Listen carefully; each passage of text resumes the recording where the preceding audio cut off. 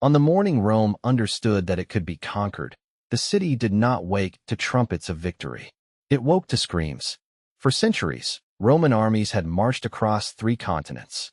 Kings had knelt before Roman generals.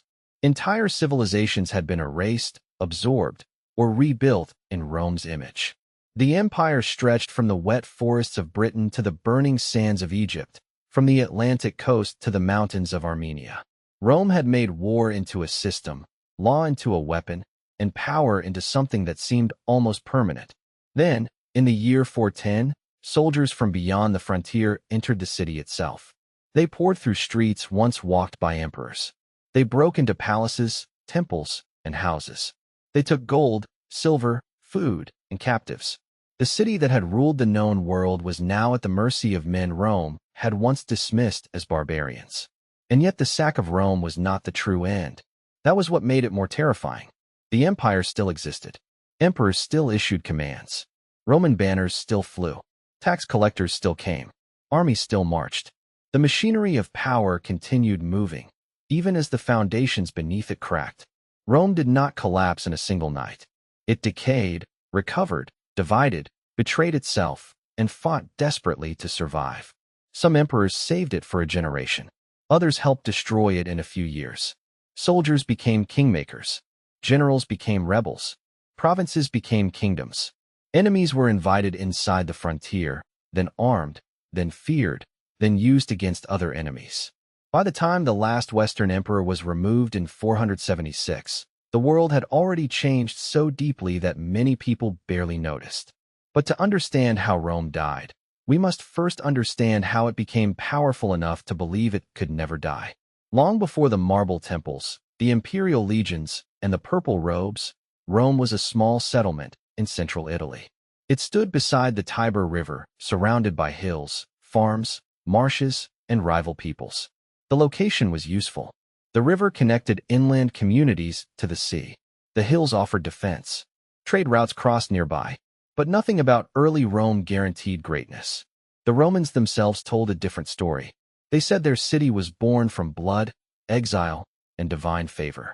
According to legend, twin brothers named Romulus and Remus were abandoned as infants and left to die. A she-wolf found them and kept them alive. Raised by a shepherd, they grew into warriors and decided to build a city. But the brothers argued over where the city should stand. The conflict turned violent. Romulus killed Remus. Rome, in its own foundation myth, began with a murder between brothers. That story may not be literal history, but it revealed something important about how later Romans saw themselves. They believed struggle was natural. They believed greatness demanded sacrifice. They believed their city had been chosen, but never promised peace. Archaeology suggests that settlements on the hills of Rome gradually grew together during the early first millennium before Christ. The people of Latium mixed with neighbors, traders, migrants, and conquerors. Greek colonies to the south brought writing, art, and new forms of warfare. The Etruscans to the north influenced Roman religion, engineering, symbols of authority, and urban life. Early Rome was not isolated. It learned from everyone around it. That ability would become one of its greatest strengths. Rome borrowed what worked. It copied weapons, gods, political customs, building techniques, and military formations. But once Rome adopted something, it reorganized it, disciplined it, and made it serve Roman expansion. For a time, kings ruled the city. Tradition remembered 7 kings, some Latin, some Sabine, some Etruscan. The final king, Tarquin the Proud, became a symbol of tyranny. Roman stories described him as arrogant, violent, and contemptuous of law. After a scandal involving his family and the death of a noblewoman named Lucretia, Rome expelled the monarchy.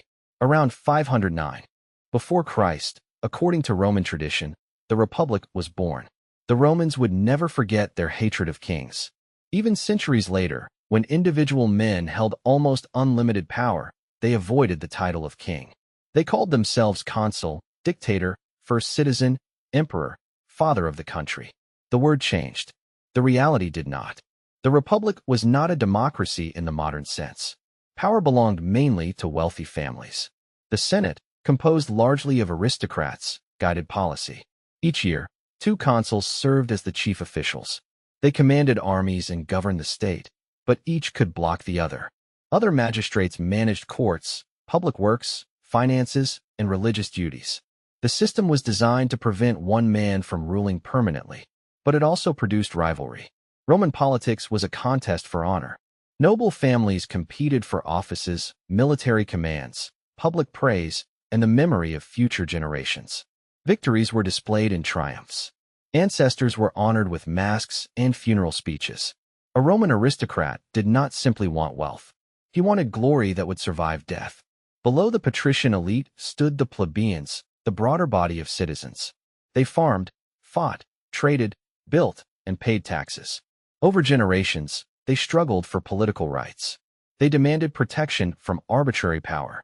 They gained their own officials, the tribunes, who could defend them and block certain actions. They won access to offices once reserved for aristocrats. Roman law was written down in the 12 tables, giving citizens a public standard, even if that standard remained harsh and unequal. This conflict between classes did not destroy Rome. It forced Rome to adapt. Again and again, the Roman system survived because it could change just enough to prevent complete rupture. But while Romans argued inside the city, they fought outside it. Early Roman history was a near-constant series of wars against neighboring peoples. The Latins, the Equi, the Volsci, the Sabines, the Etruscans, the Samnites. Many of these conflicts were brutal, small-scale struggles over land, cattle, roads, and local dominance. But Rome began to develop a pattern. It did not always destroy defeated enemies. Sometimes it offered them partial citizenship. Sometimes it made alliances. Sometimes it required troops instead of taxes. Local elites could keep influence if they accepted Roman leadership. Communities were tied together through roads, colonies, military obligations, and law. This was not generosity. It was strategy. Rome created a network of people who had reasons to obey, reasons to cooperate, and eventually reasons to identify with Rome itself. The greatest test came in the 4th and 3rd centuries before Christ, during the wars against the Samnites. The Samnites were tough mountain fighters from southern Italy. They knew the terrain and resisted Roman expansion. In one humiliating episode, a Roman army was trapped at the Caudine Forks. Surrounded and unable to escape, Roman soldiers were forced to surrender and pass beneath a yoke made of spears. It was a public humiliation, but Rome did not accept humiliation as a final verdict. It rebuilt its armies, changed its methods, and returned to war. The long conflict hardened Roman military culture. Rome learned to operate in difficult landscapes and developed more flexible formations than the old Greek-style phalanx. By the early 3rd century before Christ, Rome dominated much of Italy. Then a foreign king arrived with war elephants. Pyrrhus of Epirus crossed into Italy to support Greek cities threatened by Roman power. He was an experienced commander. His armies defeated the Romans in several battles. But each victory cost him men he could not easily replace. After one battle, he was said to have remarked that another victory like that would ruin him. From his name came the phrase Pyrrhic victory. Rome could lose battles and still continue the war. That was one of its most frightening qualities. Its enemies often fought to win a campaign. Rome fought until its enemy could no longer continue. By 264 before Christ, Rome controlled the Italian peninsula. Across the sea stood another power, Carthage. Carthage was rich, experienced, and connected to a vast maritime network. Founded by Phoenician settlers in North Africa, it controlled trade routes across the western Mediterranean. Its ships moved goods, soldiers, and wealth between Africa, Spain, Sicily, Sardinia, and beyond. Rome was a land power. Carthage was a sea power. Their collision would transform both states. The First Punic War began over Sicily, an island strategically located between Italy and North Africa. Rome had little naval experience, but it refused to remain weak at sea. According to tradition, the Romans copied the design of a captured Carthaginian ship and built a fleet. They developed a boarding device called the corvus, allowing soldiers to turn sea battles into something closer to land combat. The war lasted more than 20 years. Fleets were destroyed by storms. Tens of thousands died. Both sides exhausted enormous resources. Rome endured disaster after disaster and kept rebuilding. Eventually, Carthage asked for peace. Rome gained Sicily, its first overseas province. But the rivalry was not finished. In Carthage, a commander named Hamilcar Barca began building a new base of power in Spain. His son would grow up surrounded by anger, ambition, and the memory of defeat. His name was Hannibal, and he would bring Rome closer to destruction than almost anyone in its history. In 218 before Christ, Hannibal launched one of the most daring invasions of the ancient world. He marched from Spain, crossed the Pyrenees, moved through Gaul, and led his army over the Alps into Italy. The crossing became legendary. Men froze, animals fell, mountain tribes attacked, paths collapsed beneath snow and ice. Hannibal lost large numbers of troops before reaching the plains of northern Italy. But he had achieved the impossible. He appeared where Rome did not expect him. Then he began winning. At the Tiber River, Roman forces were lured into a trap. At Lake Trasimene, a Roman army marched through fog beside the water while Hannibal's troops waited in the hills. When the attack came, the Romans were surrounded and driven into chaos. Yet the worst was still ahead.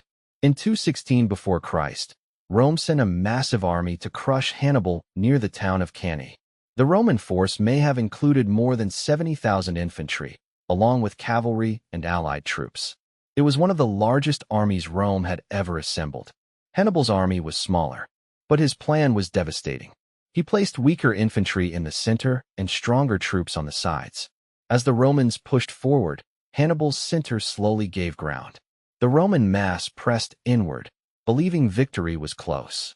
Then the Carthaginian wings turned against them. Hannibal's cavalry attacked from the rear. The Roman army was surrounded. What followed was slaughter. Thousands died in a space so crowded that men could barely raise their weapons. Consuls, senators, officers, citizens, and allies fell together. Rome's ruling class was torn apart in a single day. Across Italy, cities began to reconsider their loyalty. Some joined Hannibal. Rome seemed exposed. The road to the capital appeared open. But Hannibal did not march directly on Rome. Historians still debate what he could have achieved if he had. Perhaps he lacked siege equipment. Perhaps his army needed rest. Perhaps he hoped Rome's alliances would collapse without the need for a direct assault. Whatever the reason, Rome survived the moment. And survival was enough. The Romans refused to negotiate. They raised new armies. They recruited younger men, older men, the poor, and even enslaved people promised freedom. They avoided direct battle with Hannibal when possible. A commander named Fabius Maximus used delay, harassment, and scorched land to weaken the invader. Romans mocked him for caution. Later they understood that caution had saved them. The war spread beyond Italy. Roman forces attacked Carthaginian positions in Spain. A young commander named Publius Cornelius Scipio emerged. Bold, charismatic, and politically skilled, he captured key cities and broke Carthaginian power in Iberia. Then he carried the war to North Africa. Hannibal was recalled from Italy. In 202 before Christ, the two commanders met at Zama. This time Rome won. Carthage lost its empire, its fleet, much of its independence, and the right to wage war without Roman permission. Hannibal survived the battle but later fled into exile. Pursued by Roman pressure, he eventually took poison rather than be captured. Rome had defeated the greatest threat it had ever faced. But victory changed Rome more deeply than defeat might have. The republic that emerged from the Punic Wars was richer, larger, more ambitious, and far more dangerous. Roman armies moved east into the Greek world. Macedonian kings were defeated. Greek cities fell under Roman influence. Rome conquered parts of Spain, North Africa, Asia Minor, and the eastern Mediterranean. In 146 before Christ, Roman forces destroyed both Carthage and Corinth. Two great cities burned in the same year. Rome was no longer one power among many. It was becoming the master of the Mediterranean. The Romans called the sea Mare Nostrum, our sea. But the empire's expansion carried a hidden cost. Wealth poured into Italy. So did enslaved people.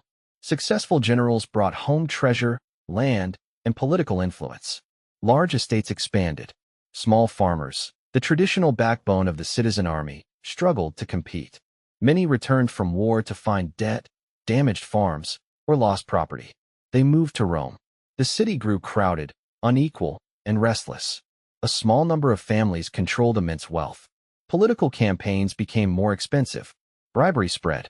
Public office offered access to provincial commands. and provincial commands offered opportunities for profit. The Republic had been built for a city-state. Now it ruled an empire, and the old system began to bend under the weight. The first men who tried to repair the Republic discovered how dangerous reform had become. Tiberius Gracchus came from one of Rome's most distinguished families. He had seen the condition of Italy and believed the concentration of public land in the hands of the wealthy was weakening the state.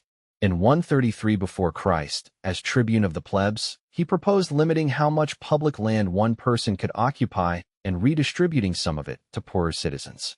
The proposal threatened powerful interests. Tiberius bypassed the Senate and appealed directly to the popular assembly. When another tribune tried to block him, Tiberius had that tribune removed from office.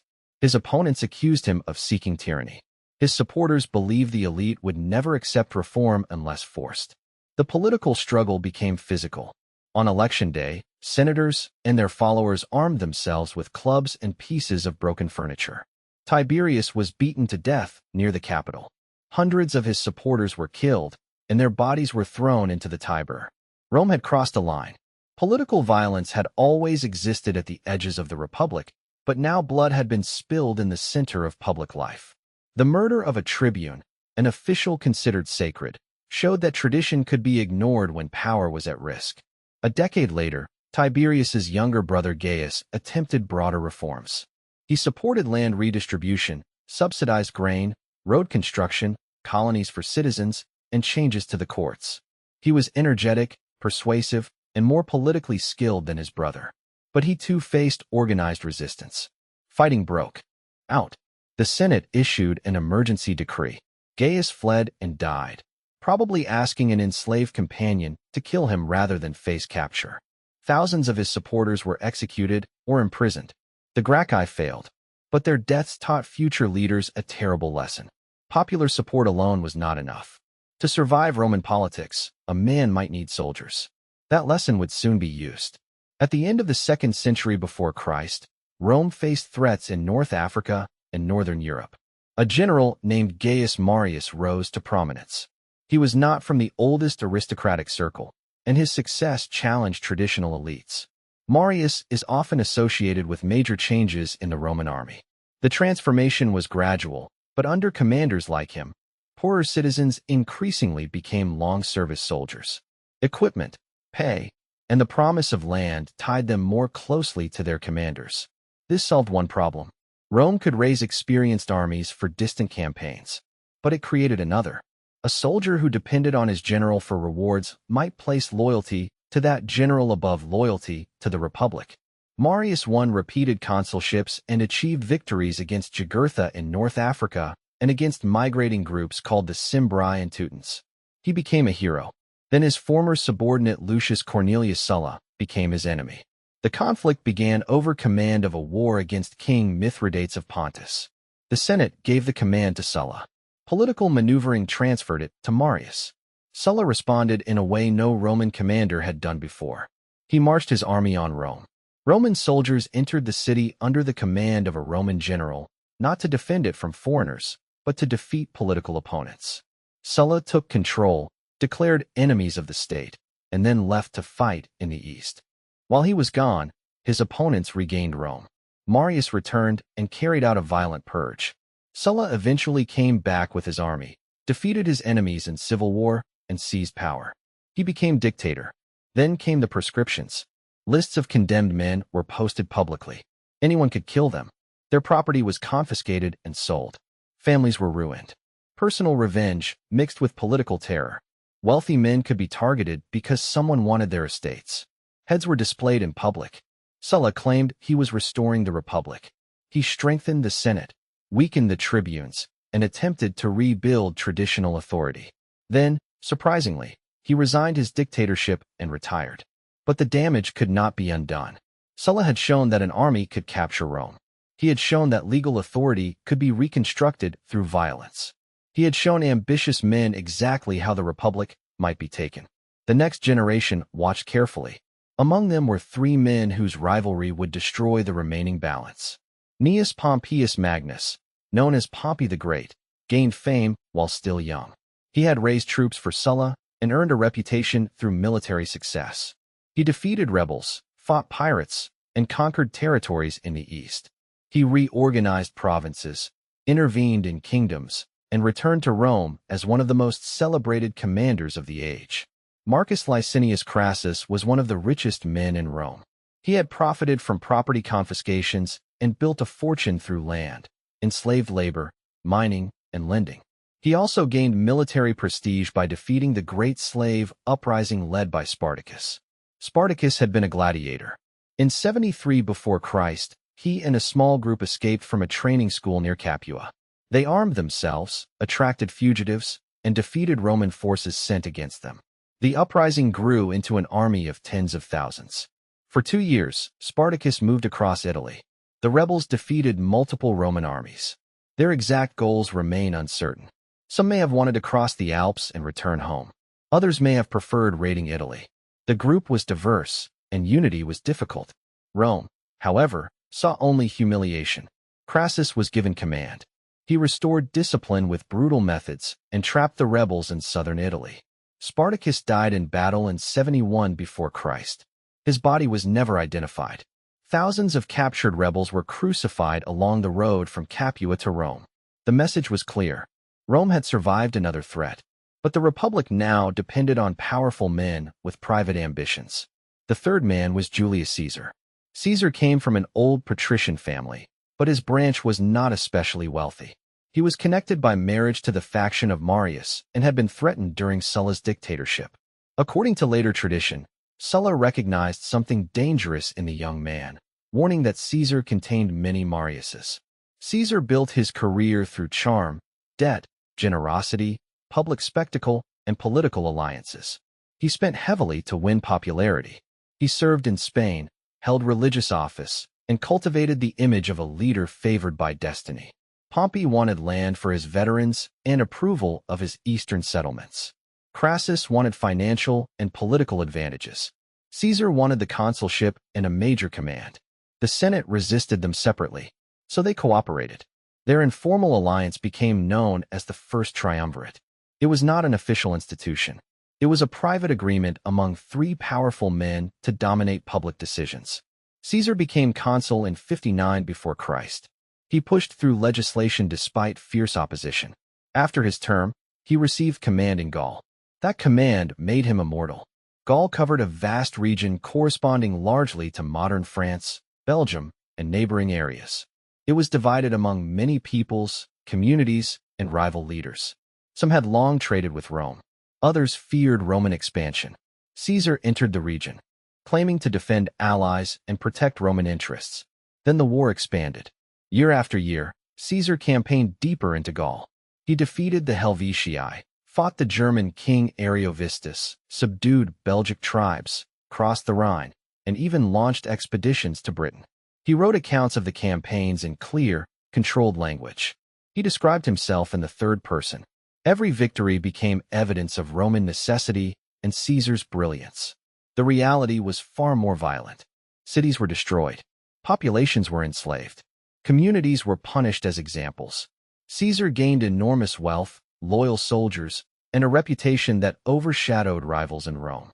Then Gaul united against him. In 52 before Christ, a nobleman named Vercingetorix led a major revolt.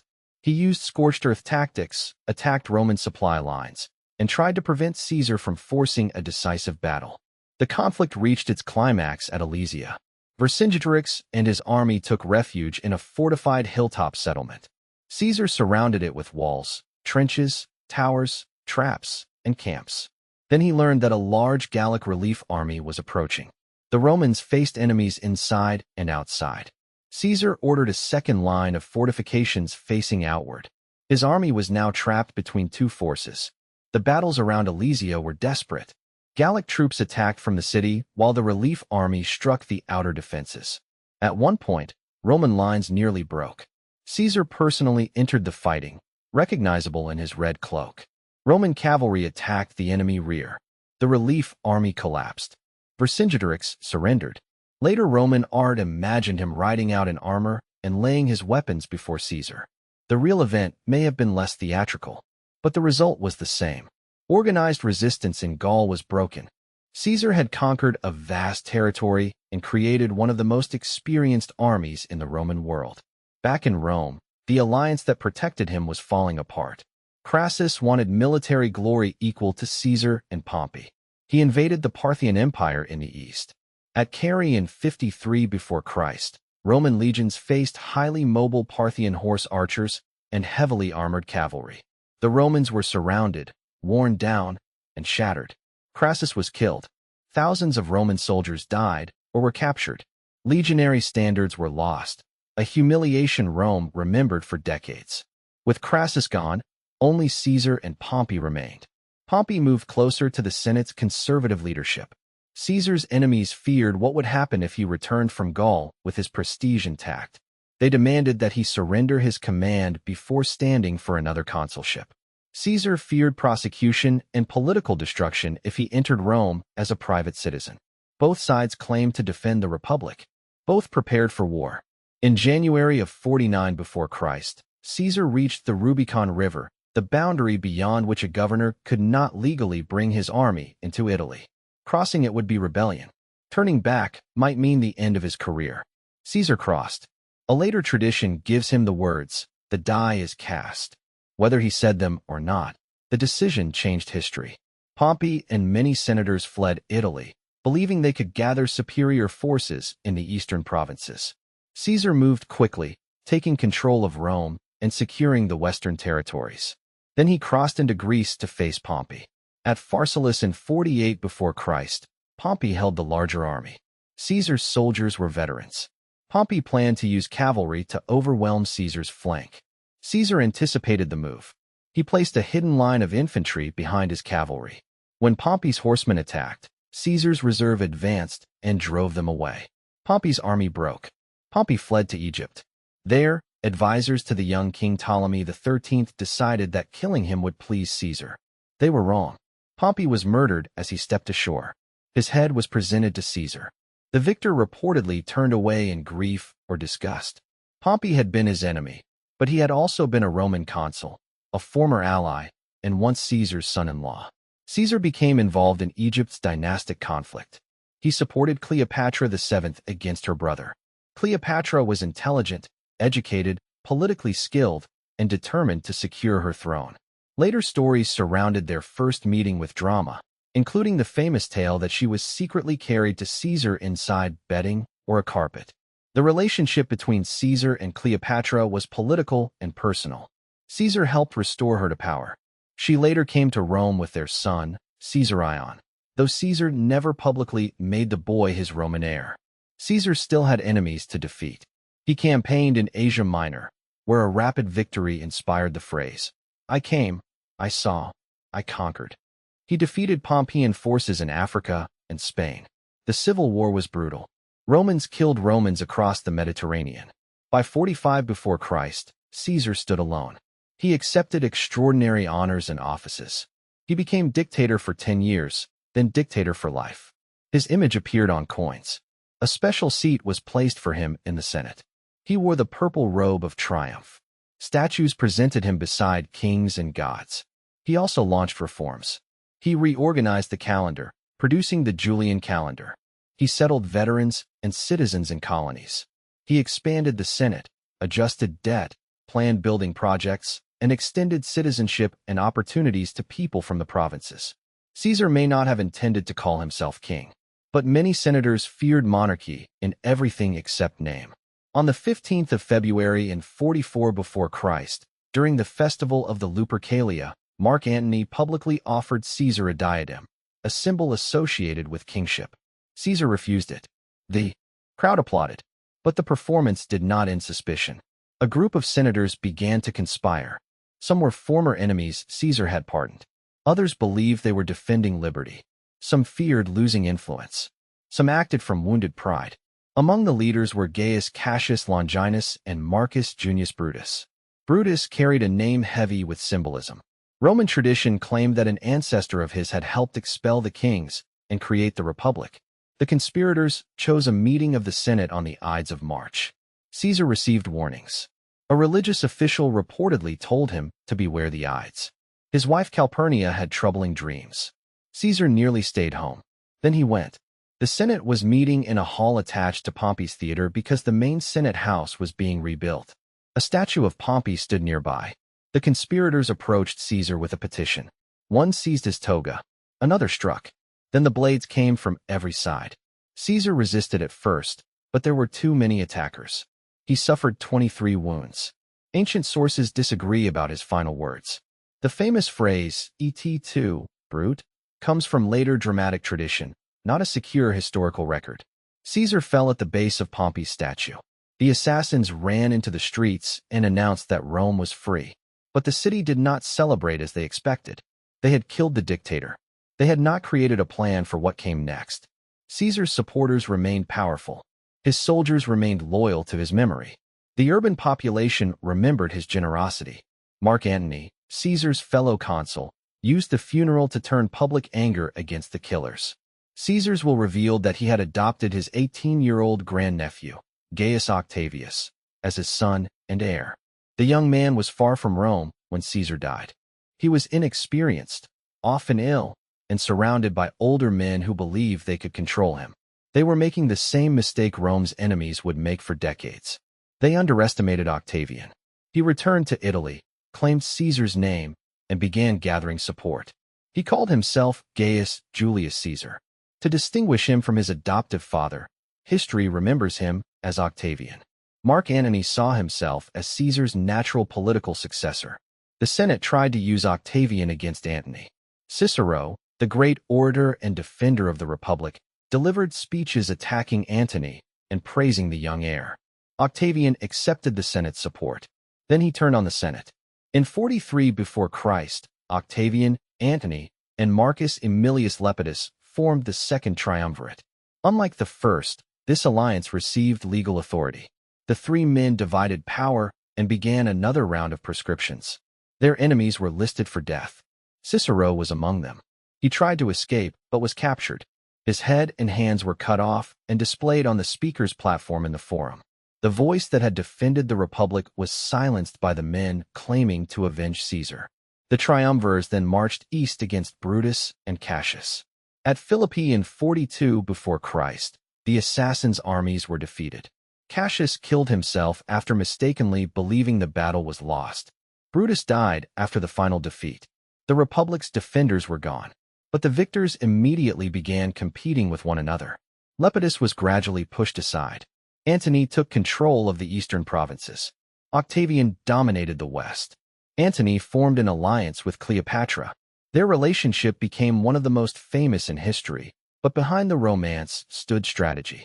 Cleopatra needed Roman support to preserve Egypt's power. Antony needed Egypt's wealth for his armies and campaigns. They had children together.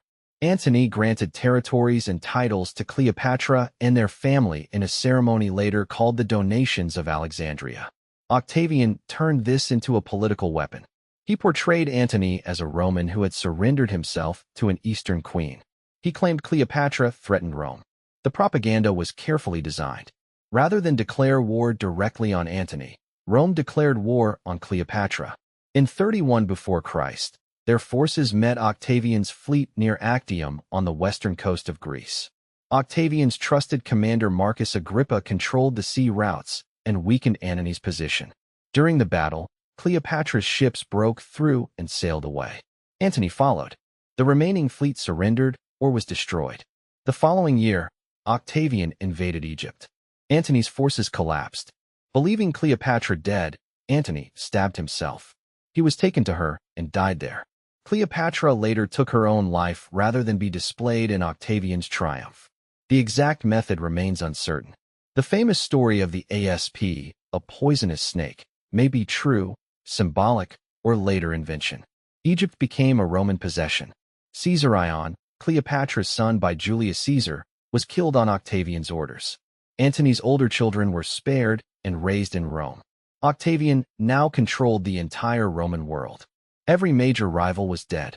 Every army answered, directly or indirectly, to him. The Republic had ended. But Octavian understood something Caesar had not. Romans hated the appearance of kingship more than they hated the reality of one-man rule. So he would not present himself as a monarch. He would claim to restore the Republic. In 27 before Christ, Octavian appeared before the Senate and announced that he was giving extraordinary power back to the Roman state. It was one of the most successful political performances in history. The Senate granted him the title Augustus, a word suggesting reverence and sacred authority. He was also called princeps, the first citizen. He held repeated consulships, command over key provinces, control of most of the army, religious authority, and the powers of a tribune. On paper, the republic continued. There were still consuls. There was still a senate. Elections were still held. Magistrates still wore traditional clothing and performed ancient ceremonies. But the essential power belonged to Augustus. He had learned from Caesar's death. He avoided the title of dictator. He did not sit openly as a king.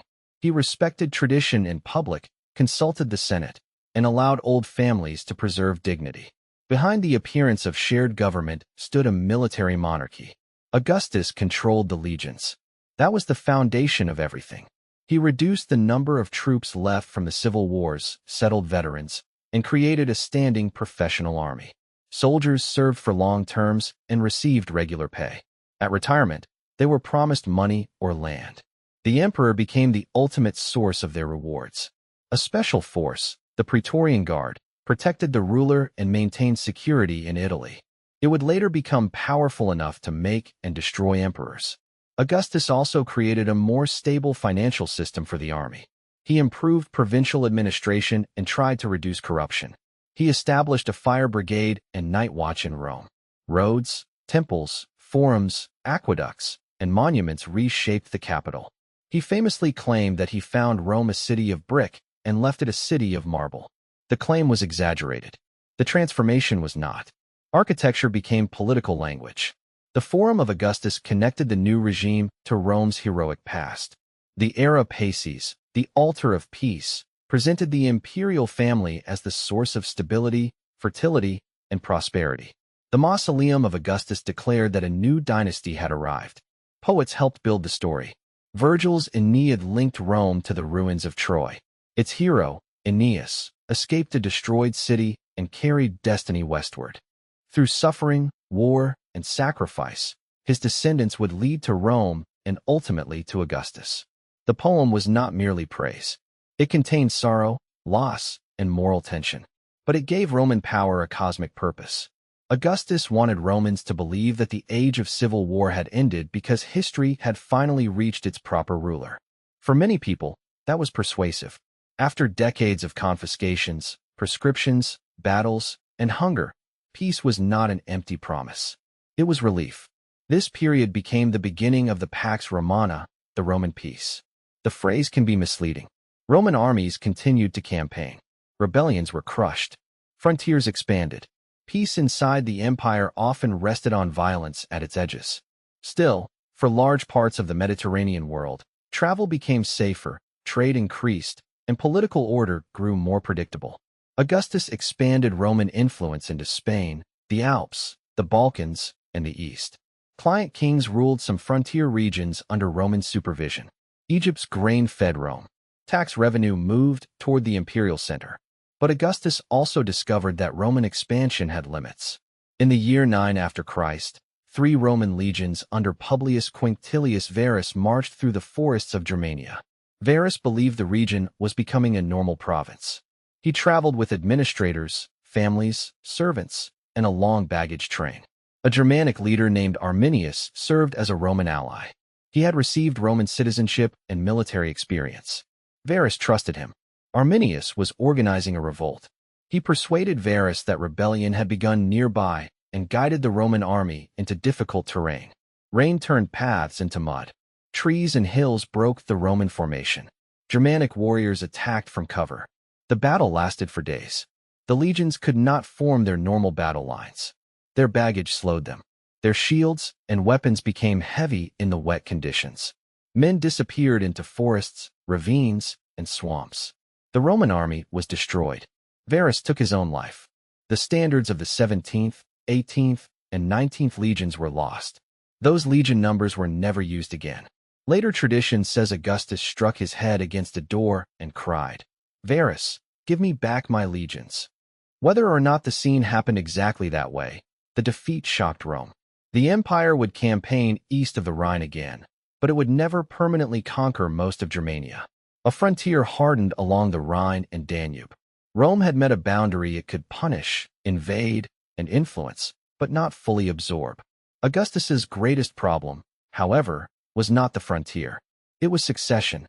The new political system depended on one man, yet pretended not to be a monarchy.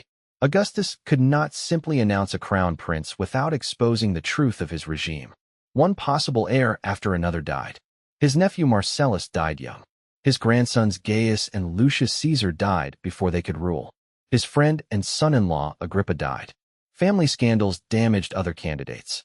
Finally, Augustus adopted Tiberius, the son of his wife Livia from her earlier marriage. Tiberius was an experienced general and capable administrator. He was also reserved, suspicious, and apparently reluctant to become the center of Roman public life. In the year 14, Augustus died at the age of 75. The man who had entered politics as Caesar's teenage heir had ruled the Roman world for more than 4 decades. He was declared a god. Tiberius became emperor. The transition was peaceful. That fact alone proved Augustus's achievement. But the new dynasty would reveal the dangers hidden inside the system. Tiberius began with caution. He allowed the Senate room to act and managed the empire carefully. The frontiers were secure. Finances were strong. He was not the monster later imagination sometimes made him. Yet he was deeply uncomfortable with flattery and difficult to read. Senators could not tell when he was sincere, when he was testing them, or when he expected obedience disguised as independence. The relationship became poisonous. A powerful official named Lucius Aelius Sejanus commanded the Praetorian Guard. He concentrated the guard in a permanent camp near Rome and expanded his influence, while Tiberius withdrew to the island of Capri. Sejanus may have hoped to succeed the emperor. He eliminated rivals, cultivated allies, and used accusations of treason against enemies. Then Tiberius struck.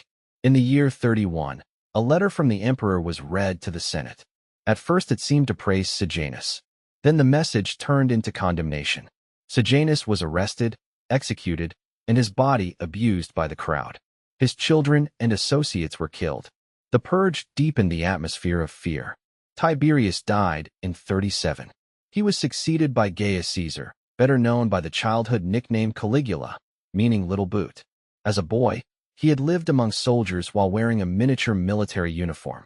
His father Germanicus had been a beloved general. The Roman people celebrated Caligula's arrival. At first, the new emperor released prisoners, honored his family, and held public games. Then something changed. Ancient writers describe a severe illness early in his reign.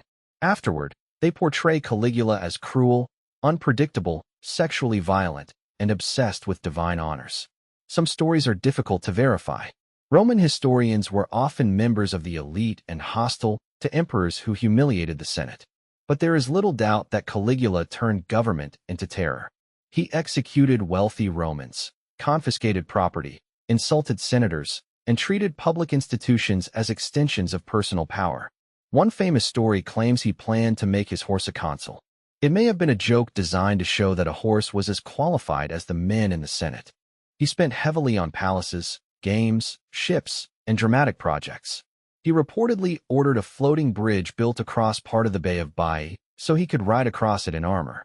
Caligula's behavior shocked an elite still pretending the empire was a restored republic. In 41, officers of the Praetorian Guard attacked him in a palace passageway. Caligula was stabbed to death.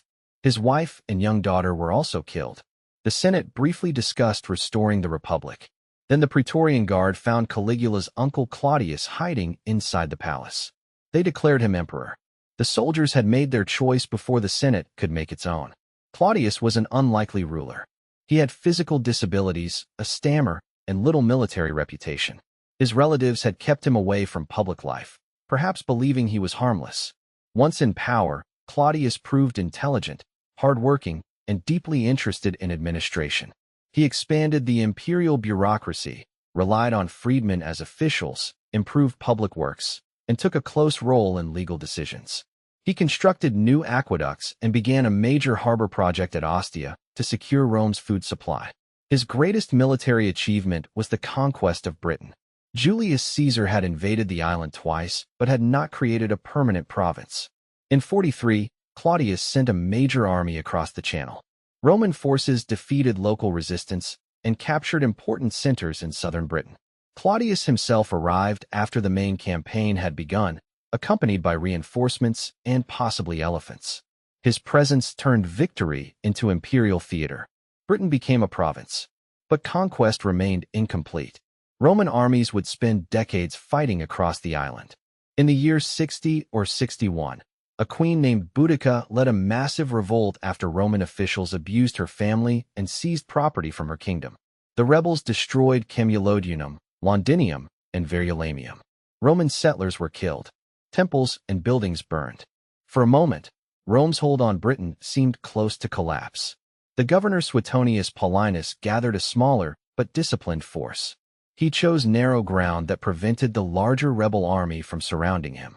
Roman infantry held formation, threw heavy javelins, and advanced in wedges. Boudica's army was crushed. She died soon after, perhaps by poison or illness. The rebellion ended, but it exposed the cost of corrupt provincial rule. Claudius's private life was less stable than his administration.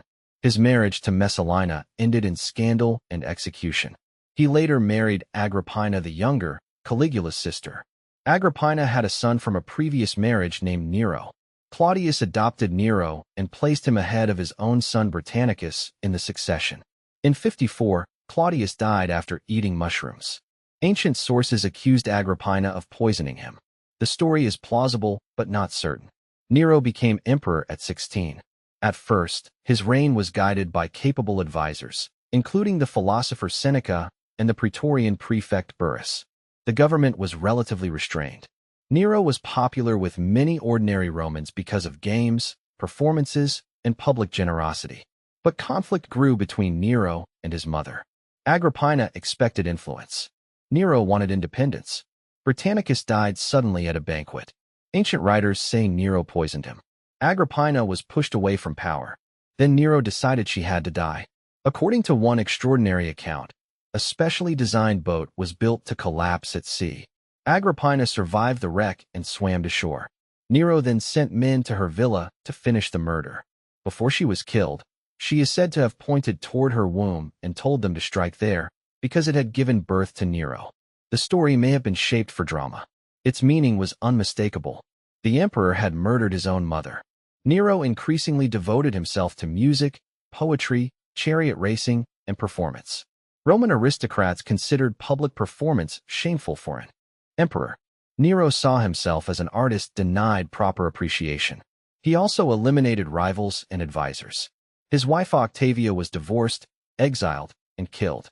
Seneca was later ordered to take his own life after being linked to a conspiracy. Then, in July of the year 64, fire broke out in Rome. It burned for days.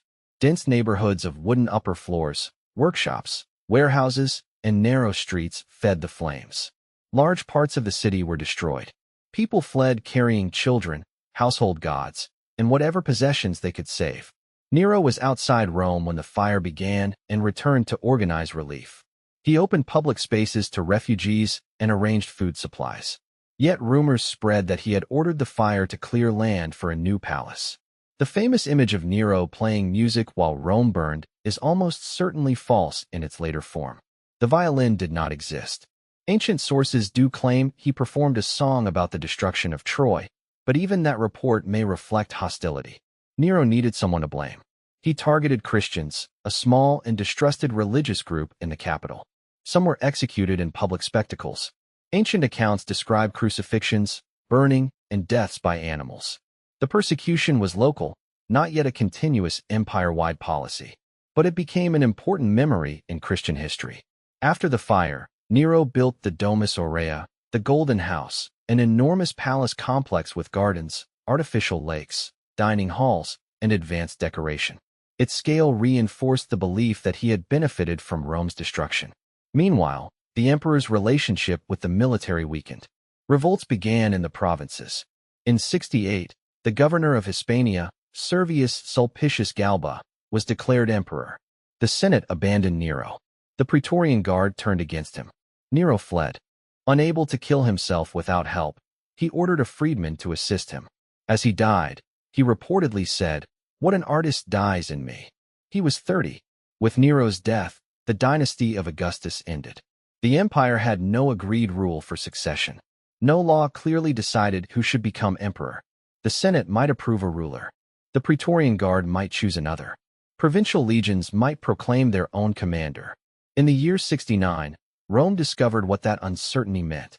For emperors would claim power in a single year. Galba entered Rome with a reputation for discipline, but he was old, severe, and politically clumsy. He refused to pay the Praetorian Guard the reward they expected.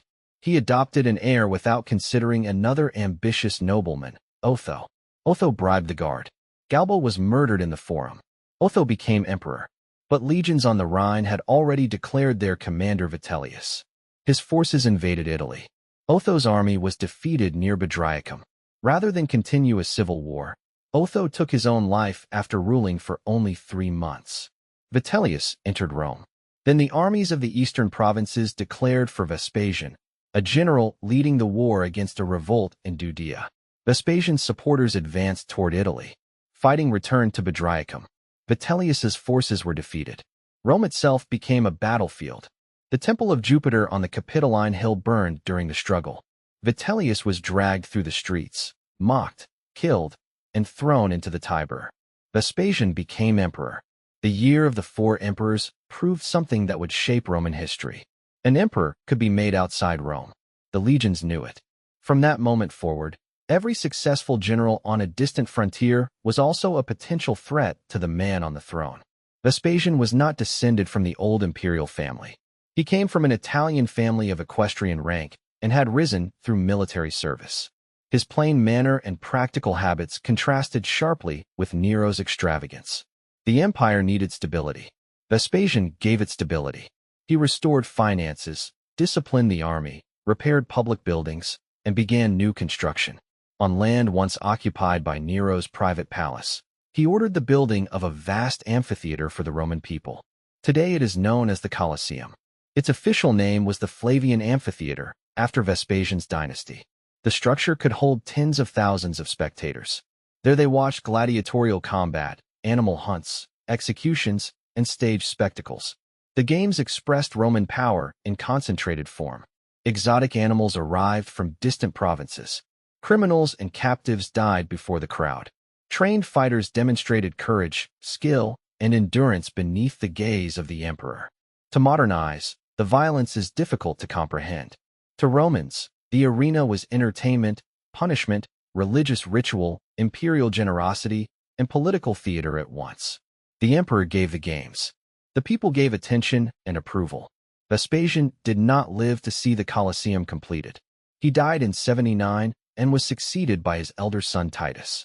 Titus had already commanded the final stages of the Jewish revolt.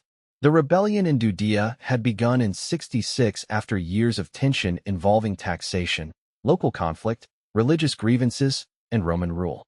Rebel forces defeated an initial Roman response. Vespasian and Titus then conducted a systematic campaign. In the year 70, Titus captured Jerusalem. The siege was catastrophic. Factions inside the city fought one another while Roman armies closed in. Hunger spread. The temple, the center of Jewish religious life, was destroyed. Captives were killed, enslaved, or sent across the empire. The Arch of Titus in Rome later displayed soldiers carrying sacred objects from the temple, including the menorah. The victory strengthened Flavian legitimacy. For the Jewish people, it was a disaster whose consequences would echo for centuries. Titus ruled for only 2 years, but his reign was marked by several major disasters. In 79, Mount Vesuvius erupted near the Bay of Naples. Ash and pumice fell over Pompeii. Roofs collapsed under the weight. People tried to flee through darkened streets. Some covered their faces with cloth. Others took shelter and waited for the storm to pass. It did not pass. Hot clouds of gas, ash, and rocks surged down the volcano and overwhelmed the surrounding area. Pompeii, Herculaneum, and other communities vanished beneath volcanic material. The destruction preserved ordinary life with terrible detail. Centuries later, excavators found houses, shops, graffiti, food, tools, shrines, gardens, and the shapes of human bodies left in hardened ash. Pompeii became a frozen Roman city, not because time stopped peacefully, but because death arrived too quickly for life to be cleared away. A major fire and epidemic also struck Rome during Titus's reign. He responded with relief efforts and gained a reputation for generosity. When he died in 81, his younger brother Domitian became emperor. Domitian was capable, energetic, and authoritarian. He strengthened frontier defenses, increased soldiers' pay, managed finances, and took administration seriously. Yet he demanded obedience and divine-style honors. His relationship with the Senate became openly hostile. Executions and accusations of conspiracy created fear among the elite. Ancient senatorial writers later painted him as a cruel tyrant. Their accounts may exaggerate some details, but opposition to Domitian was real. In 96, palace officials and members of his household joined a plot against him. He was attacked in his private rooms and stabbed to death. The Senate condemned his memory. His name was removed from inscriptions. Statues were destroyed or altered. The army, however, had respected him. The Senate quickly chose an elderly senator named Nerva as emperor. Nerva had prestige but little military support. When members of the Praetorian Guard demanded punishment for Domitian's assassins, Nerva was humiliated and forced to comply. He needed an heir who could command the legions.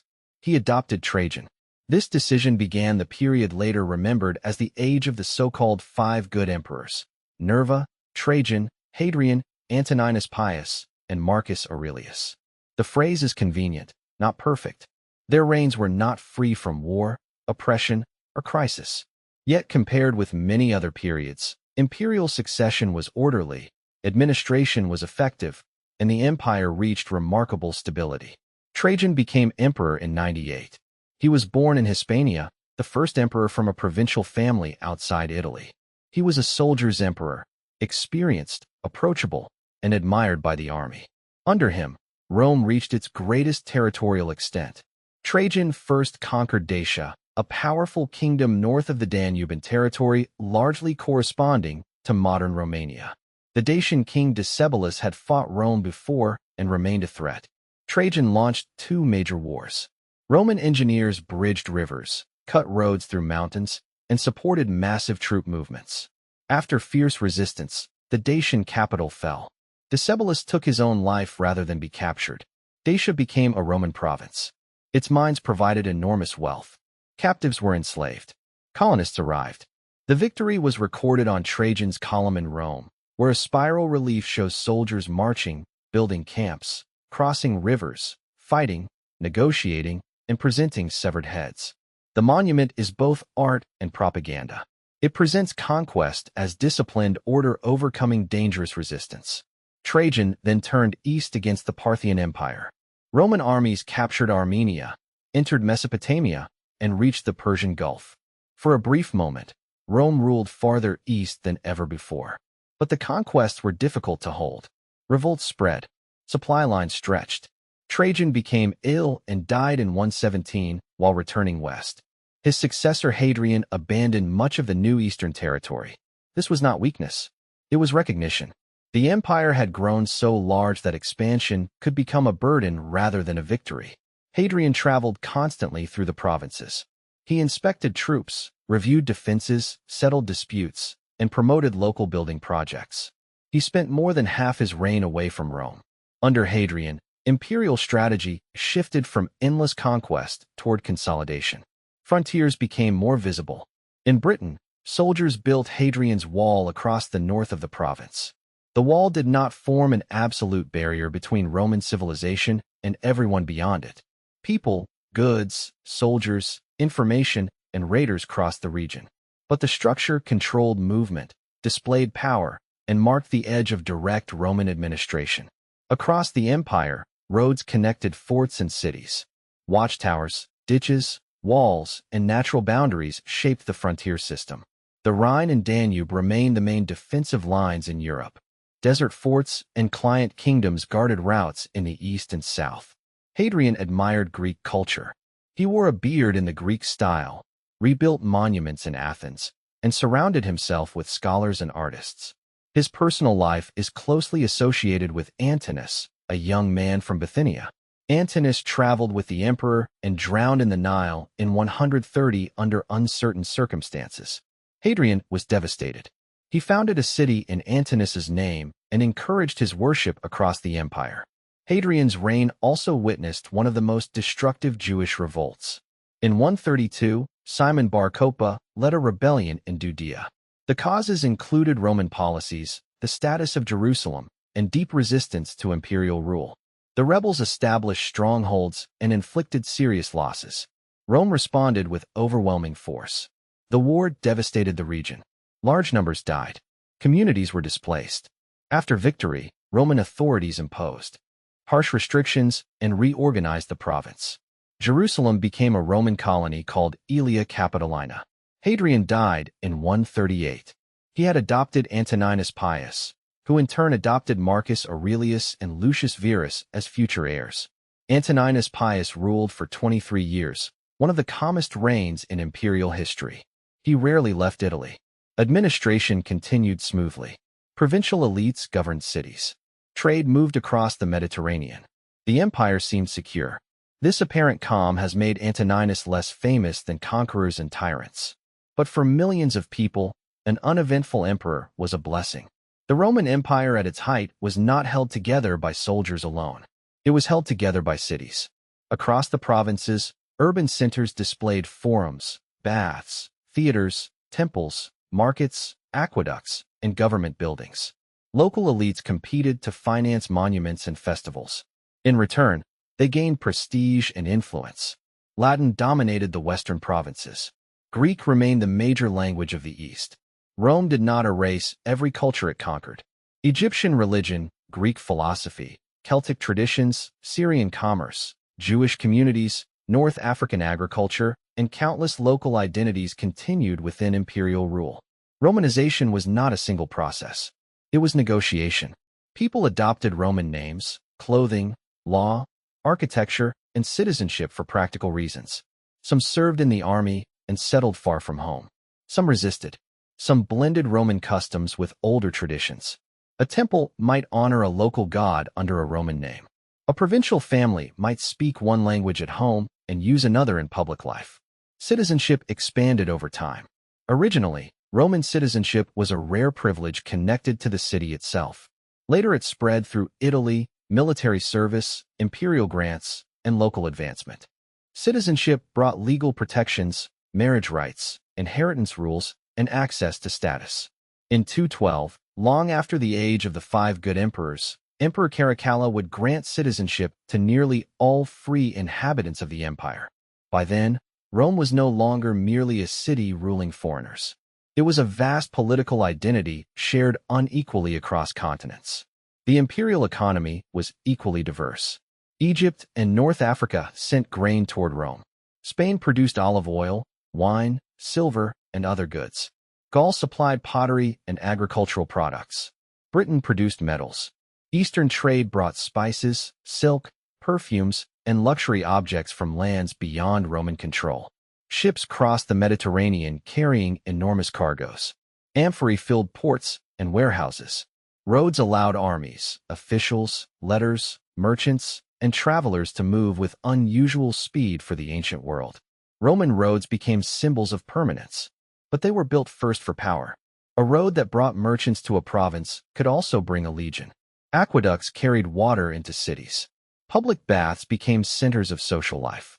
Rich and poor entered different spaces within the same monumental complexes.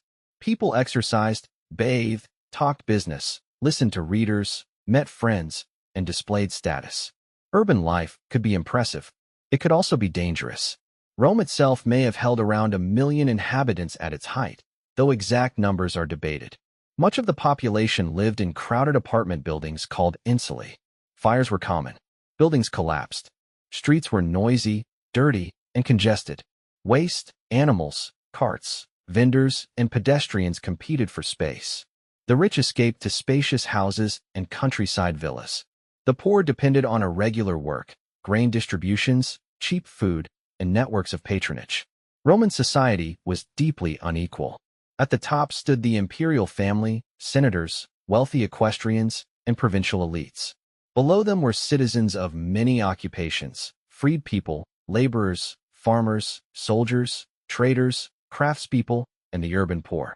At the bottom were enslaved people. Slavery was central to Roman life. Enslaved people worked in homes, mines, farms, workshops, ships, government offices, and schools. Some were highly educated. Others endured conditions designed to consume human life quickly.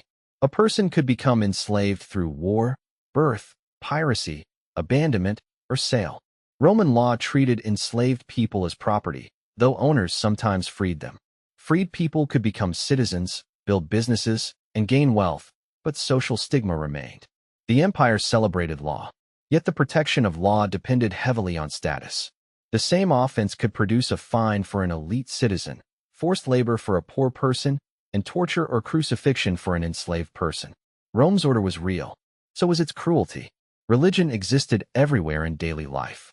Romans honored household spirits, ancestors, gods of crossroads, gods of trade, gods of war, and protectors of the state. Sacrifice was a public act of relationship. People offered wine, incense, animals, prayers, and vows in exchange for divine favor. The empire absorbed foreign deities with remarkable flexibility. Isis from Egypt gained followers. Mithras became popular among some soldiers and officials. The Great Mother, Cybele, had long been honored at Rome. Local gods entered Roman religious life. The imperial cult gave sacred honor to deceased emperors and, in some provinces, to living rulers. Participation could express loyalty to the state rather than personal belief in the modern sense. Most religions could coexist because Roman authorities cared more about public order than theological agreement. But two traditions created recurring tension. Judaism insisted on worship of one god and rejected sacrifice to the emperor. Rome often made accommodations, but conflict in Judea and hostility in some cities produced repeated violence. Christianity emerged from the Jewish world in the 1st century. Its earliest followers believed that Jesus of Nazareth, executed by Roman authority in Judea, had risen from the dead and was the promised Messiah. At first, Roman officials often saw Christians as a Jewish group. Over time, Christian communities spread through cities across the eastern Mediterranean and westward to Rome. Christians met in homes, shared meals, cared for members, read letters and sacred texts, and proclaimed loyalty to a kingdom higher than the empire. Their refusal to sacrifice to Roman gods could appear stubborn, impious, and politically suspicious. Persecution was not constant. It varied by time and place. Local accusations sometimes mattered more than central policy. Many Christians lived for years without direct interference. But when authorities demanded sacrifice, refusal could mean death. Martyr stories gave those deaths meaning. The empire intended public punishment to destroy a movement. Instead, the courage of victims sometimes attracted attention and admiration. The conflict was still limited when Marcus Aurelius became emperor in 161. He is remembered today as the philosopher emperor. His private writings, later called the Meditations, reveal a man trying to discipline his emotions, accept hardship, fulfill duty, and remember the smallness of individual life against the scale of time. He wrote reminders to himself, not a book for publication. He urged himself not to become angry, vain, or distracted. He believed virtue depended on reason and self-control. But Marcus did not rule in a peaceful age. Soon after his accession, war began against Parthia. His co-emperor Lucius Verus nominally led the campaign, while generals directed operations. Roman forces eventually won major victories and captured the Parthian capital of Ctesiphon. Then the soldiers came home, carrying something more dangerous than treasure. Disease spread across the empire. The Antonine Plague, possibly smallpox, killed on a massive scale. Ancient descriptions mention fever, sores, and severe illness. Exact death totals cannot be known, but the epidemic weakened communities, reduced tax revenue, disrupted recruitment, and placed new pressure on the state. At the same time, Germanic and other groups crossed the Danube frontier. The Marcomannic Wars forced Marcus Aurelius to spend years campaigning in Central Europe. Rome was no longer expanding confidently. It was fighting to keep pressure from breaking through. Marcus sold imperial valuables to help finance the wars. He recruited new troops, including gladiators and outsiders. His reign showed both the resilience of the empire and the growing difficulty of defending it. Then he made a decision that would darken his legacy. He allowed his biological son Commodus to succeed him. For nearly a century, emperors had adopted capable adult heirs because they lacked surviving sons. Later observers imagined this as a wise system of choosing the best man. In reality, adoption often reflected necessity. Marcus had a son, and like most fathers in a hereditary world, he chose him. Marcus Aurelius died in 180 while on campaign. Commodus became sole emperor at 18. The age of stable succession was over. Commodus inherited an empire under pressure, but not yet in collapse. He ended the costly Danube Wars and returned to Rome. At first, peace may have seemed welcome. Yet the new emperor showed little interest in the disciplined image his father had tried to maintain. Commodus loved spectacle. He appeared in the arena as a gladiator, fighting opponents who could not safely defeat him. He killed animals from protected platforms and presented himself as a new Hercules. Statues showed him wearing the lion skin and carrying a club. To many Romans, gladiators could be admired for courage, but they remained socially dishonored. For an emperor to enter the arena was not heroic in the eyes of the Senate. It was a humiliation of the office itself. Commodus renamed months, institutions, and even Rome after himself. He relied on favorites, sold influence, and executed those he suspected. Conspiracies multiplied because fear created the very enemies he feared. On the final day of 192, members of his inner circle acted first. His mistress Marcia poisoned his wine, but Commodus vomited and survived. A wrestler named Narcissus then strangled him in his bath. The emperor who imagined himself as Hercules died in a private room, killed by the people closest to him. Once again, Rome had no peaceful answer to the question of succession. The Senate selected Pertinax, a respected elderly official who tried to restore discipline. The Praetorian Guard disliked his reforms and murdered him after less than 3 months. Then came one of the most shameful moments in imperial history. The Guard offered the throne to the highest bidder. Didius Julianus promised them the greatest reward and was declared emperor. From the walls of their camp, soldiers had effectively auctioned the Roman world. The provinces refused to accept it. 3 commanders were proclaimed emperor by their armies. The strongest was Septimius Severus, governor of Pannonia. He marched rapidly into Italy. Julianus was executed.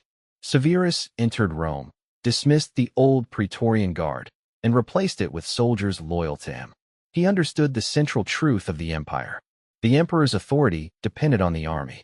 Severus defeated his rivals and founded a new dynasty. He increased military pay, allowed soldiers greater rights, and expanded the role of men from the provinces. The old Italian senatorial class became less important. Command increasingly passed to professional soldiers and administrators whose careers depended on imperial service. On his deathbed in 211, Severus reportedly advised his sons, Caracalla and Geta, to agree with each other, enrich the soldiers, and ignore everyone else. The brothers did not agree. They inherited the empire together and divided the palace into separate zones. There, rivalry became unbearable. Within a year, Caracalla arranged a meeting in the presence of their mother Julia Domna. Geta was murdered in her arms. Caracalla ordered his brother's memory condemned and killed many suspected supporters. Images of Geta were erased from family portraits. His name was removed from inscriptions. The empire was being told to forget that one of its rulers had existed. Caracalla granted Roman citizenship to nearly all free inhabitants of the empire in 212. The measure may have reflected an ideal of universal empire, a desire to simplify law, an attempt to broaden the tax base, or all three. Citizenship, once a prize earned over generations, became nearly universal, but equality did not follow. Differences of wealth, office, and legal status still shaped every life. Caracalla admired Alexander the Great and launched an eastern campaign. In 217, while traveling near Carrhae, he stepped away from his guards to relieve himself beside the road. A soldier approached and stabbed him. The emperor died almost where Crassus's army had been destroyed centuries earlier. The Severan dynasty continued through a sequence of rulers influenced by powerful women of the imperial family. Elagabalus, a teenage priest from Syria, shocked Rome with religious innovations, court behavior, and disregard for elite expectations. He was murdered by the Praetorian Guard. His cousin Severus Alexander succeeded him, but struggled to satisfy the army. In 235, troops on the Rhine killed Alexander and his mother. They proclaimed a giant soldier named Maximinus Thrax emperor. With that murder, the empire entered the crisis of the 3rd century. For nearly 50 years, Rome faced civil war, invasion, rebellion, economic disruption, epidemic disease, and rapid changes of ruler. Emperors rose through military support and fell through assassination. Some ruled for months. Others never controlled the entire empire. The crisis was not one single collapse. It was many emergencies arriving together. On the northern frontiers, Gothic and Germanic groups raided Roman territory. In the east, a renewed Persian empire under the Sasanian dynasty replaced the older Parthian state. The Sasanians were organized, ambitious, and determined to challenge Rome for control of Armenia and Mesopotamia. In 260, Emperor Valerian marched east against the Persian king Shapur I. The Roman army was defeated near Edessa. Valerian was captured alive. No Roman emperor had suffered such humiliation. Persian reliefs showed Shapur triumphant over Roman rulers. Later stories claim Valerian was used as a footstool and that his body was displayed after death. Those details may be hostile exaggeration, but the central fact was already devastating. An emperor of Rome had become the prisoner of a foreign king. The empire fractured. In the west, provinces in Gaul, Britain, and Spain formed a breakaway state often called the Gallic Empire. In the east, the city of Palmyra rose under Queen Zenobia. Palmyra had grown rich through trade routes linking the Roman world with Persia and lands farther east. Zenobia was intelligent, ambitious, and politically skilled. After her husband's death, she ruled in the name of her young son. Palmyrene armies took control of Syria, Egypt, and parts of Asia Minor. For a moment, Rome seemed to be splitting into 3 separate empires. Yet it survived. A series of soldier emperors from the Danube regions restored military strength. Claudius II defeated a major Gothic invasion. Aurelian, who became emperor in 270, moved with extraordinary speed from one crisis to another. He defeated enemies on the frontiers, abandoned the exposed province of Dacia, and built new defensive walls around Rome. The city had not required such fortifications for centuries. The walls announced a new reality. Even the capital could no longer assume safety. Aurelian then turned against the breakaway states. He defeated Zenobia's forces in the east. The queen tried to escape toward Persia, but was captured. Later Roman tradition claimed she walked in Aurelian's triumph wearing golden chains and was then allowed to live comfortably near Rome. Her final fate is uncertain. Aurelian also recovered the Gallic territories, reuniting the empire. The Senate honored him as Restitutor Orbis, restorer of the world. Then, in 275, his own officers assassinated him after being deceived by a corrupt official who feared punishment. The man who restored the world could not survive the fear inside his own camp. The 3rd century crisis began to ease, but the old empire could not simply return. Prices had risen. Coinage had been repeatedly weakened by reducing its precious metal content. Trade and taxation had become more difficult in many regions. Cities fortified themselves. Landowners sought protection through powerful patrons. Military needs dominated government. The empire had survived by becoming more authoritarian, more expensive, and more dependent on the army. A commander named Diocletian became emperor in 284 and transformed that survival into a new system. Diocletian believed the empire was too large and threatened for one man to govern alone. He first appointed a trusted officer, Maximian, as co-emperor. Later he created the Tetrarchy, the rule of 4. 2 senior emperors held the title Augustus. 2 junior emperors held the title Caesar. Each governed a major region and defended nearby frontiers. The empire was not formally divided into separate countries. It was reorganized for control. Emperors established courts closer to military zones.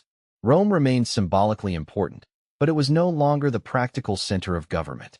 Imperial residences rose at places such as Nicomedia, Milan, Trier, and Sirmium. The emperor also changed in appearance. Augustus had presented himself as first citizen. Diocletian presented imperial authority as sacred and distant. Court ceremony became more elaborate. Subjects approached with ritual submission. Purple robes, jeweled clothing, and controlled access separated the ruler from ordinary people. The mask of the Republic was finally disappearing. Diocletian reformed provinces, taxation, the army, and administration. He divided large provinces into smaller units to reduce the power of governors. He expanded bureaucracy and tried to calculate taxes according to land and population. The system raised resources more effectively. It also demanded more from society. Farmers, city councils, craftspeople, and landowners faced heavier obligations. Some occupations became increasingly hereditary because the state wanted to guarantee essential services and revenue. Diocletian attempted to control inflation with an edict setting maximum prices and wages. The law threatened severe punishment for violations. It failed. The state could order a price. It could not order scarcity to disappear. Diocletian also launched the last great persecution of Christians. Beginning in 303, churches were destroyed, scriptures seized, clergy arrested, and sacrifice demanded. Enforcement varied across the empire, but in some regions the violence was severe. The goal was unity. The result was deeper resistance. After 2 decades of rule, Diocletian did something almost unknown for a Roman emperor. He retired voluntarily. In 305, he and Maximian stepped down, expecting the tetrarchic system to manage succession without civil war. It did not. Ambitious sons, generals, and regional armies competed for power. Alliances formed and broke. Multiple emperors claimed legitimacy. From this conflict emerged Constantine. He was the son of Constantius Chlorus, one of the tetrarchs. When Constantius died in Britain in 306, his soldiers proclaimed Constantine emperor at York. Years of civil war followed. The most famous confrontation came in 312 against Maxentius, who controlled Rome. Constantine advanced into Italy and approached the city near the Milvian Bridge. Later Christian accounts say Constantine experienced a vision before battle.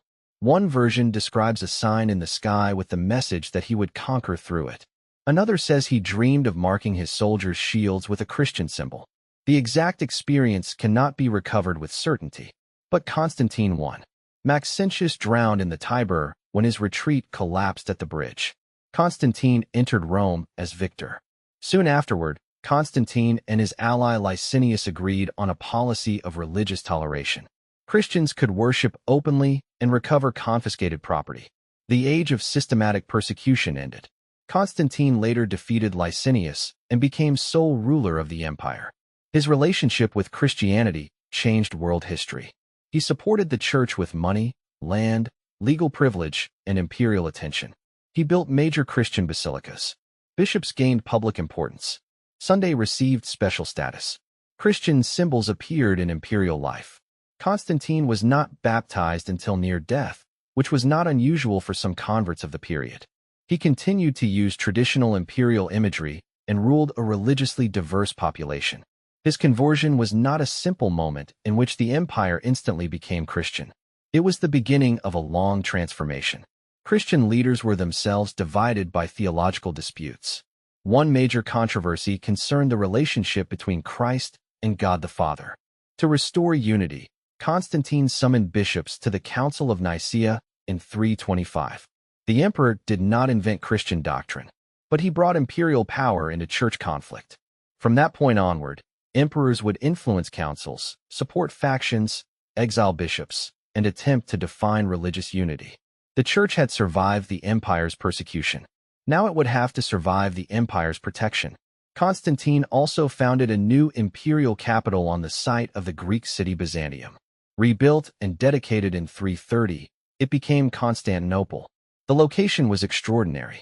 It controlled routes between Europe and Asia and between the Black Sea and the Mediterranean. It stood closer to the rich eastern provinces and major military frontiers. Constantinople received palaces, churches, forums, baths, walls, monuments, and a senate. Grain shipments supported its population. Art and statues were brought from across the empire. Rome was still the eternal city, but Constantinople was the city of the future. Constantine died in 337. His sons divided power and fought among themselves. The pattern was familiar. The empire could be administratively divided, but members of the imperial family still dreamed of ruling it all. The 4th century was not an age of simple decline. Roman armies remained powerful. Cities remained wealthy. Emperors built monuments, issued laws, fought campaigns, and managed a complex state. Constantinople grew. Christianity expanded. The empire adapted once again. But the pressures along the frontiers were changing. North of the Danube and east of the Rhine lived many communities whom Roman writers grouped under broad names: Goths, Franks, Alemanni, Vandals, and others. These were not united nations waiting together to destroy Rome. They were shifting coalitions of families, warriors, farmers, leaders, and rival groups. Some traded with the empire. Some served in its army. Some raided it. Some fled from enemies farther away. Rome had always recruited outsiders. Auxiliary soldiers from conquered peoples had defended the empire for centuries. Many gained citizenship and became Roman. By the late empire, Germanic officers and troops could rise to high command. The line between Roman and barbarian was often political, not racial or permanent. Yet bringing armed groups inside the empire required trust, supplies, land, and effective leadership. When those failed, alliance could become rebellion. In 376, large numbers of Goths arrived at the Danube frontier asking permission to enter Roman territory. They were fleeing the Huns. The Huns had appeared from the steppe world and pushed westward, defeating or displacing groups beyond Rome's borders. Their mounted warfare and sudden expansion created fear across the region. The Eastern Emperor Valens allowed the Goths to cross the Danube. The decision was not foolish by itself. The newcomers could be settled, taxed, and recruited. Rome had absorbed peoples before, but the operation was badly managed. Roman officials exploited the refugees. Food became scarce. Some Goths reportedly traded children into slavery for dog meat. Families who had entered seeking safety found themselves abused and starving. Revolt followed. Gothic groups moved through the Balkans, gathering strength. Valens marched against them without waiting for the Western army to arrive. On August 9, 378, near Adrianople, the Romans attacked. The battle became a disaster. The Gothic cavalry returned unexpectedly and struck the Roman flanks. Heat, dust, confusion, and poor coordination trapped the imperial troops. Roman formations collapsed. Valens disappeared in the fighting. One story says he was wounded and taken to a farmhouse that the Goths burned without knowing he was inside. His body was never recovered. A large part of the Eastern Field Army was destroyed. The defeat shocked the empire as Cannae had shocked the Republic centuries earlier. But Rome did not fall. The new Emperor Theodosius I rebuilt forces and negotiated with the Goths. In 382, some were settled inside the empire under agreements that allowed them a degree of separate organization while requiring military service. These federate arrangements solved an immediate crisis. They also revealed a weakening ability to control armed communities directly. Theodosius became the last man to rule both eastern and western halves of the Roman Empire. He was also central to the empire's Christian transformation. In 380, imperial policy declared Nicene Christianity the official standard of faith. Traditional public cults increasingly lost state support. Laws restricted sacrifice. Temples closed, declined, or were converted. Pagan worship did not vanish overnight, and enforcement varied, but the direction of power was clear. The Roman state that had once executed Christians now defended one form of Christianity against rivals. The change was profound. It also produced new conflicts. Christians argued over doctrine, authority, and the nature of Christ. Bishops became political figures. Emperors intervened. Religious identity became tied to imperial loyalty. In 390, violence in the city of Thessalonica demonstrated another shift. After a local official was killed during unrest, Theodosius ordered or permitted a brutal response. Imperial troops massacred thousands of people gathered in the circus. Ambrose, the bishop of Milan, confronted the emperor and demanded repentance before he could return fully to Christian worship. The most powerful man in the empire submitted to public penance. The scene was later remembered as evidence that even an emperor stood beneath divine judgment. When Theodosius died in 395, the empire was divided between his young sons. Arcadius ruled in the east. Honorius ruled in the west. The division was not intended as the creation of two permanently separate civilizations, but the two courts developed different priorities, resources, and political struggles. The Eastern Empire possessed richer cities, denser populations, stronger tax bases, and Constantinople's defensive advantages.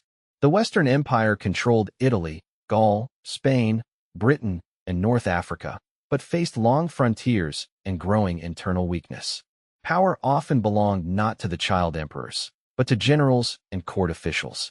One of the most important was Stilicho, a commander of mixed Roman and Vandal ancestry who served Honorius. Stilicho fought to defend the Western Empire while also struggling against rivals in the Eastern court. At the same time, a Gothic leader named Alaric emerged. Alaric had served Rome. His followers had fought for Theodosius. They expected payment, land, and recognition. When promises failed or politics shifted, Alaric used military pressure to force negotiation. He was not simply an outsider trying to destroy civilization. He wanted a secure place inside the Roman system. But every negotiation broke beneath suspicion. Alaric invaded Italy. Stilicho checked him in battle, and for a time the West survived. Then the Roman court made a fatal decision. In 408, Honorius ordered Stilicho's execution after accusations of conspiracy. The general who had defended the West was killed by the state he served. Then Roman violence turned against families of barbarian soldiers living in Italy. Many survivors joined Alaric. Rome had created more enemies at the exact moment it had killed its best commander. Alaric marched toward the capital. The city of Rome was no longer the normal residence of the Western Emperor. Honorius remained behind the marshes and walls of Ravenna, a city easier to defend. But Rome still carried unmatched symbolic power. Alaric surrounded it. Food disappeared. Disease spread. The Senate tried to negotiate. Gold, silver, silk, pepper, and other valuables were collected as ransom. Alaric withdrew, but agreements failed again. He returned. In August 410, the gates were opened, perhaps through treachery, negotiation, or enslaved people inside the city. The Visigoths entered Rome. For 3 days, they looted. Buildings were stripped. Houses were invaded. Captives were taken. Some churches were reportedly treated as places of refuge, though violence remained widespread. The sack was limited compared with later destructions, but its psychological impact was enormous. Rome had been attacked before. It had been occupied by Gauls in the distant past. But for 800 years, no foreign army had captured the city. Across the Mediterranean, people struggled to understand what the event meant. If Rome could fall, what could remain secure? Christian thinkers faced accusations that abandoning the old gods had weakened the empire. Augustine, bishop of Hippo in North Africa, responded by writing the City of God. Earthly states, he argued, were temporary. No empire, not even Rome, could be eternal. Alaric left the city and moved south. He intended to cross into North Africa, possibly to secure the grain supply. A storm destroyed ships prepared for the crossing. Soon afterward, Alaric died. According to later tradition, his followers diverted a river, buried him beneath its bed with treasure, and killed the workers so the grave would remain secret. The story may be legend. The sack was real. Rome survived again. But the Western Empire was losing control of its provinces. On the last day of 406, groups including Vandals, Alans, and Suebi crossed the frozen or weakened Rhine frontier into Gaul. They moved through Roman territory, raiding, settling, and fighting. Roman armies were distracted by civil conflict and rival claimants to the throne. Britain, far from the center, became increasingly difficult to defend. Troops were withdrawn. Around 410, imperial authorities effectively told British communities to organize their own defense. Centuries of direct Roman rule ended. In Spain, new kingdoms formed. In Gaul, Roman authority survived unevenly beside Visigothic, Burgundian, and Frankish power. The Vandals moved through Spain and crossed into North Africa under their king Gaiseric. North Africa was one of the richest regions of the Western Empire. Its grain and tax revenue were essential. When the Vandals captured Carthage in 439, the West lost a foundation of its economy. Gaiseric also gained a fleet. Rome's enemies were no longer only crossing frontiers on land. They controlled the sea. The Western Empire still produced capable commanders. The greatest was Flavius Aetius. Aetius had spent part of his youth among the Huns and understood the politics beyond the frontier. He used alliances, federate troops, Roman units, and negotiation to maintain power in Gaul. Then Attila became king of the Huns. Attila and his brother Bleda inherited a vast confederation centered beyond the Danube. The Huns extracted tribute from the Eastern Empire and attacked when payments failed. Their armies included many subject peoples.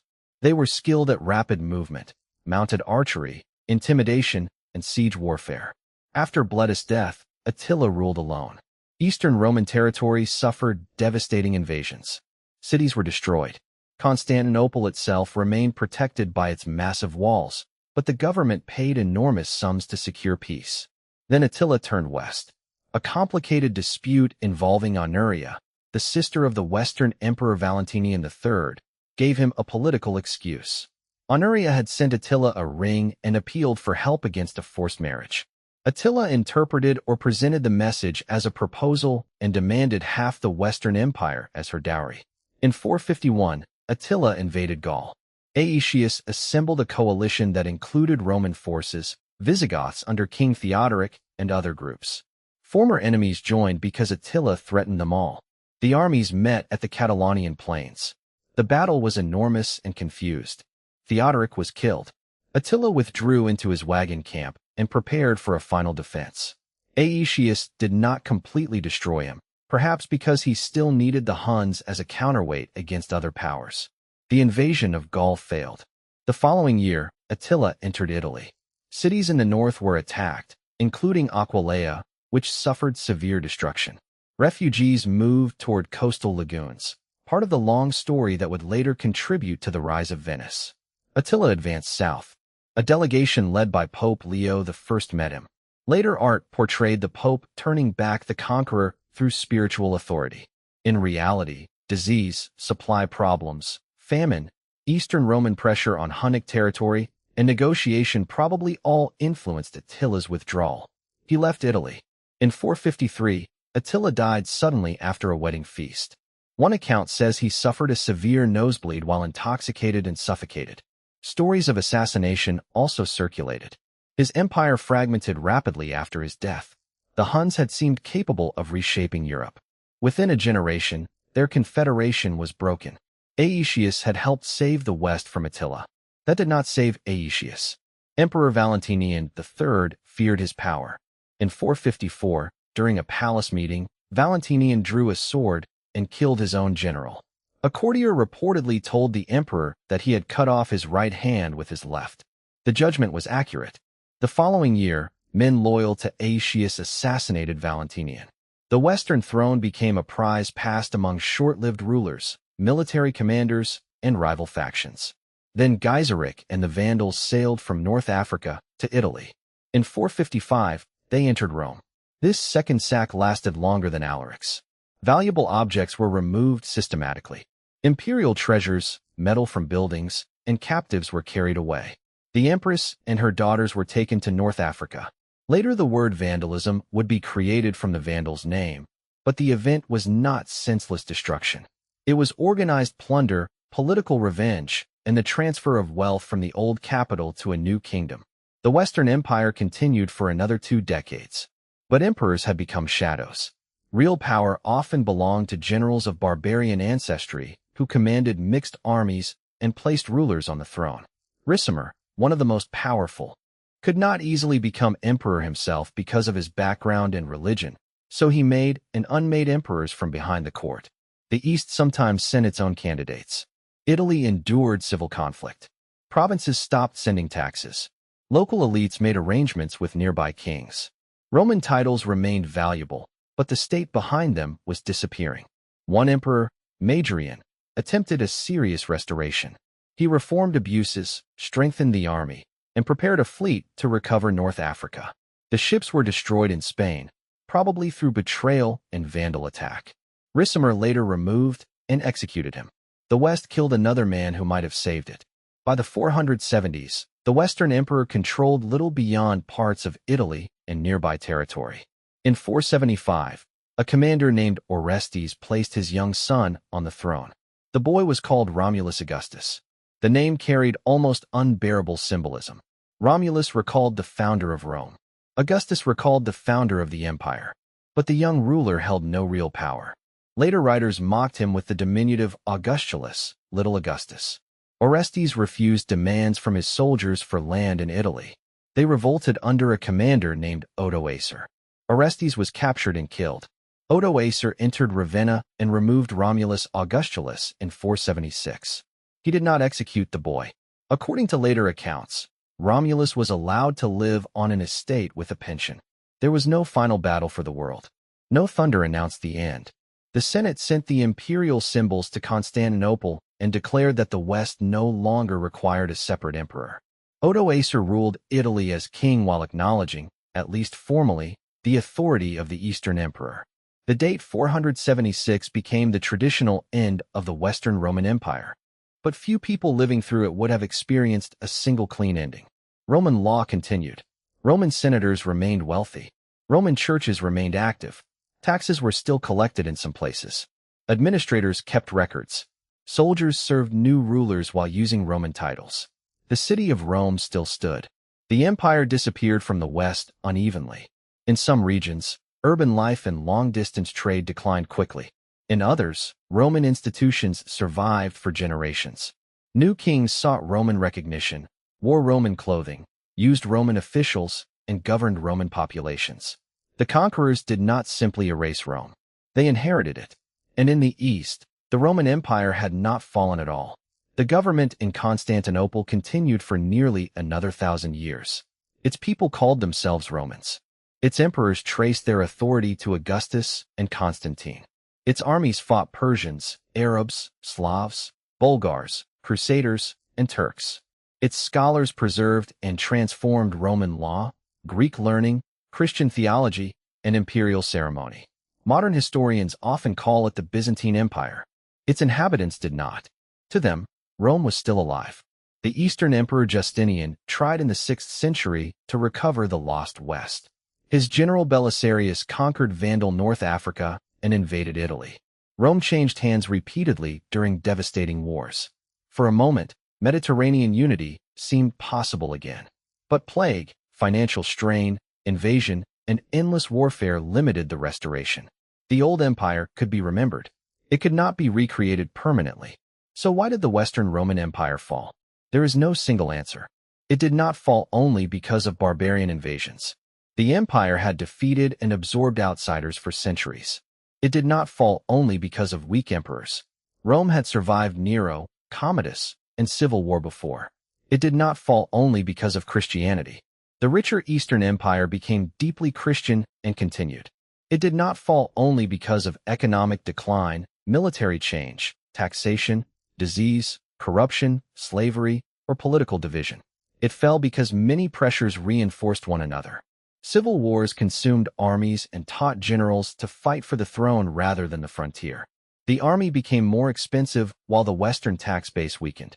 The loss of North Africa cut revenue and grain. Emperors and generals murdered the people they needed. Outside groups entered an empire that could no longer reliably feed, pay, settle, or control them. Provinces learned that the central government could demand loyalty without providing security. The empire did not run out of courage. It ran out of coordination.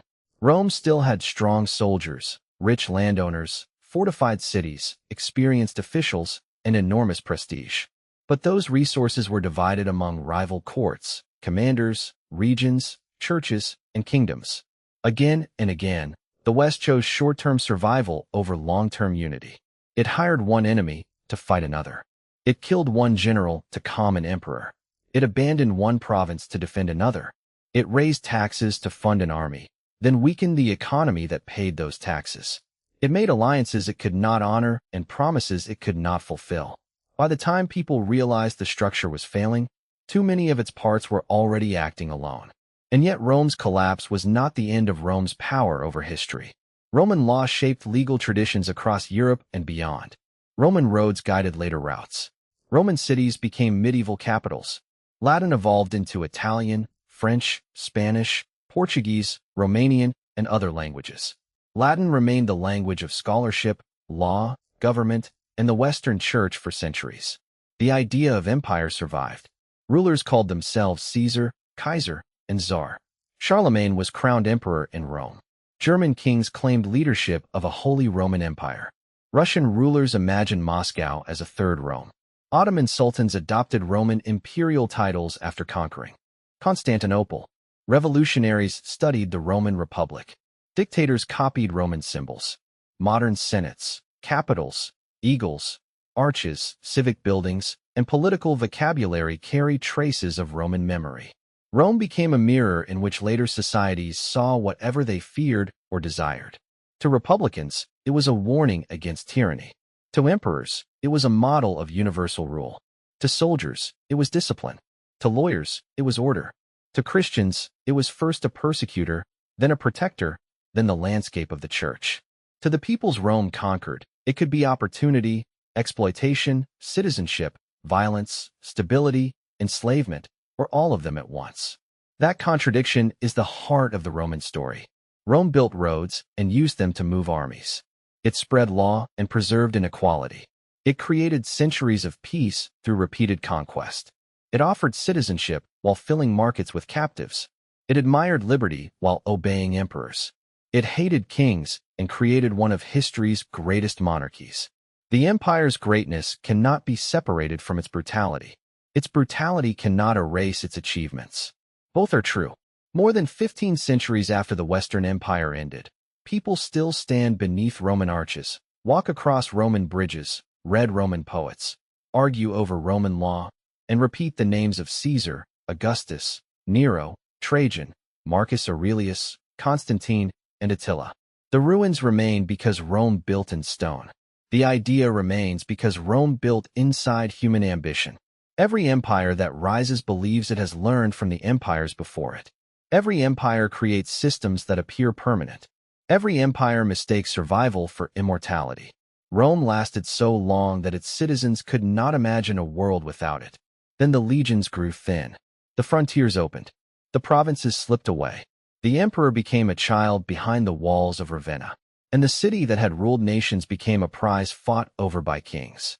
But Rome's final victory was stranger than conquest. It convinced the civilizations that followed to dream in Roman language. The empire fell. Rome did not disappear.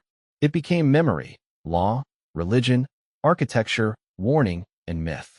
And that may be why the story of Rome still feels unfinished. Because every time a nation believes its power will last forever, the shadow of Rome rises behind it, not asking whether it will fall, only how.